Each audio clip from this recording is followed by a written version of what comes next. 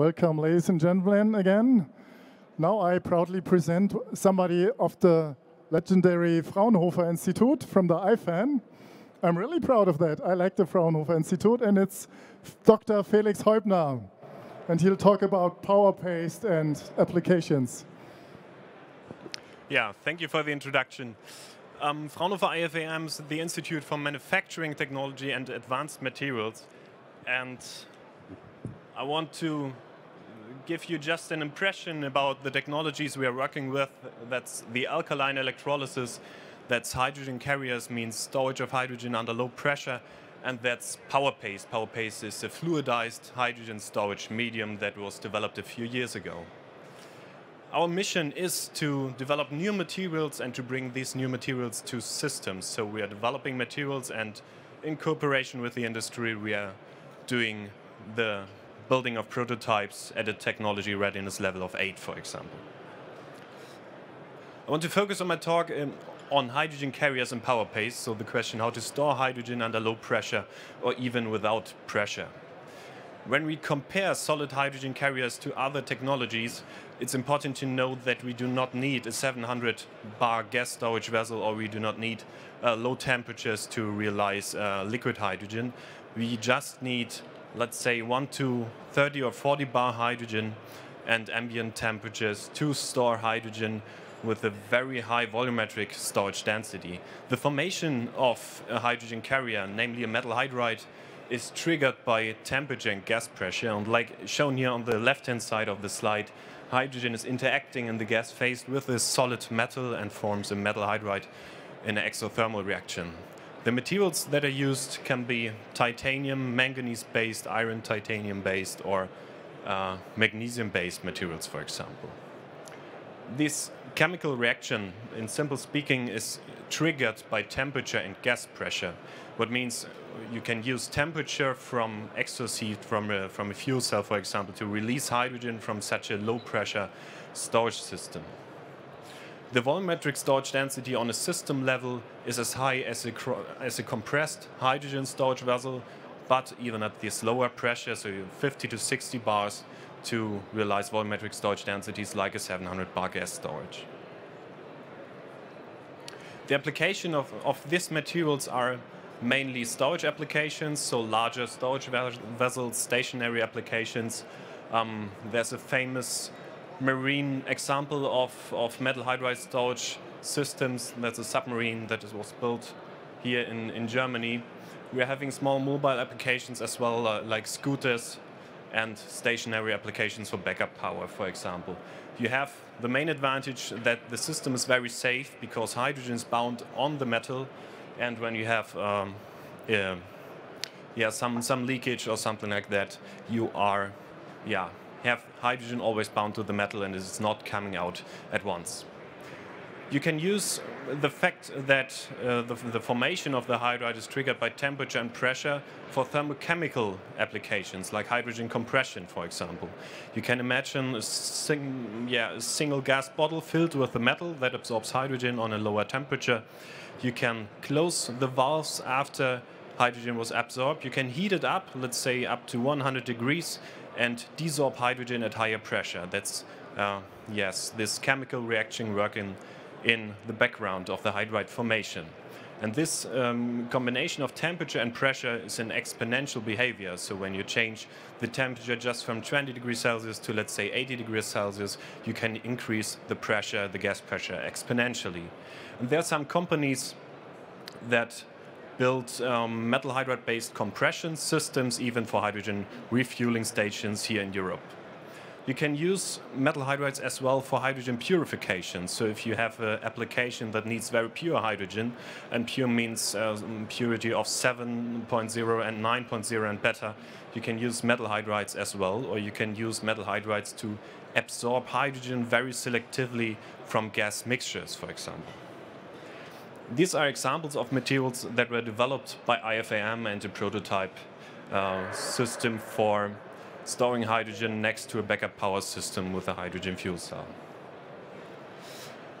Normally metal hydrides are having the problems that they are absorbing hydrogen with low speed, because metal powders, like shown here in this figure having a low thermal conductivity, and the reaction is exothermal. That means that you have to transport heat from the place of reaction. We are going the way to build composite materials, like shown here on the right-hand side. These small tablets, they are a combination of a metal powder and a graphite, for example. So we increase the thermal conductivity of these materials to realize a very high thermal conductivity and desorb hydrogen in a few minutes. On a system level, we need always a pressure vessel around these tablets to store hydrogen. And it looks basically like shown here on this slide. You have a storage vessel, maybe a stainless steel storage vessel inside these metal compacts. You need some free volume because the materials are expanding during hydrogen absorption, for example.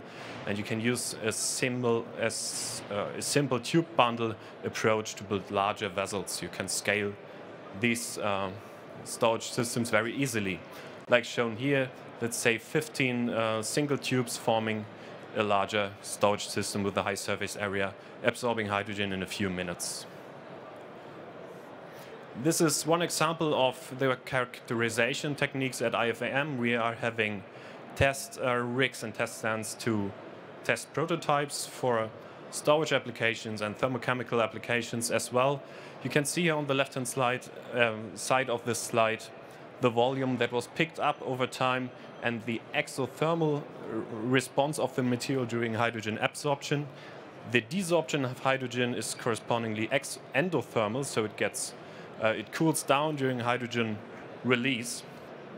And we are absorbing here 90% of the capacity in a few minutes by using these composite materials.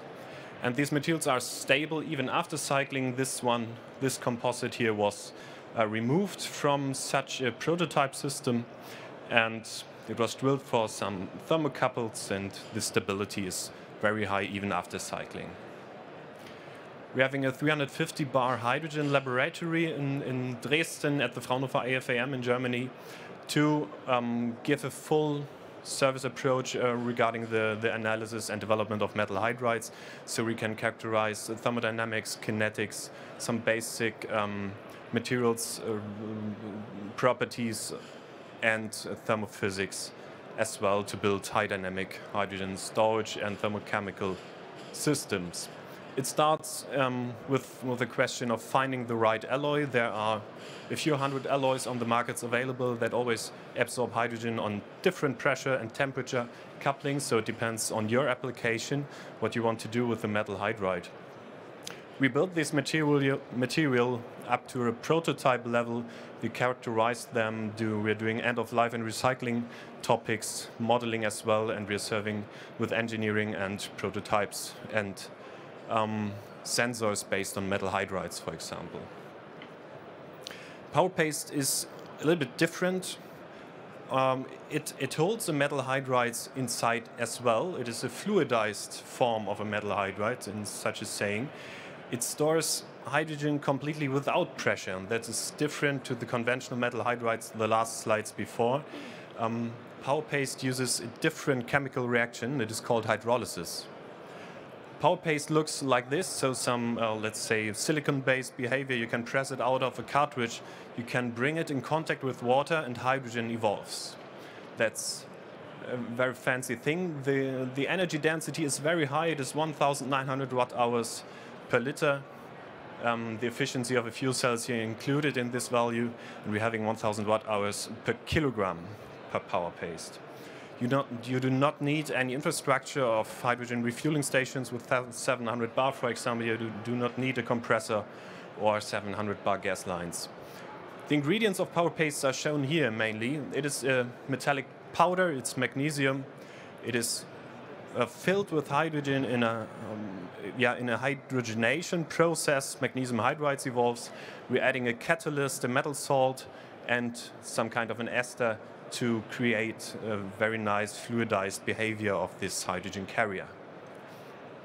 On a system level, we need a hydrogen generator to release hydrogen from PowerPaste.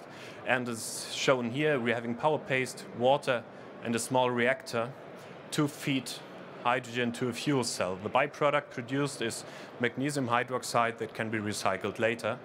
And this here is an insight into the reactor. The small bubbles that are evolving here on the bottom are hydrogen coming from power paste and water, this very unique reaction.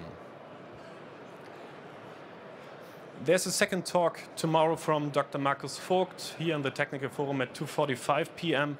He will give more insight into stationary systems based on power paste and portable mobile applications of power paste. These are just some examples where are we working right now, and we are presenting this year the first time a hydrogen generator that is based on power paste at our booth at A68. It is made for 1 kilowatt backup power, built together with the company Grünland Innovations GmbH, so please visit our booth. There are some patents covering this technology and the hydrogen generators all around power paste on a world scale that are depicted here. For the power paste energy systems, we are offering the whole value chain, coming from materials development up to upscaling and production of power paste.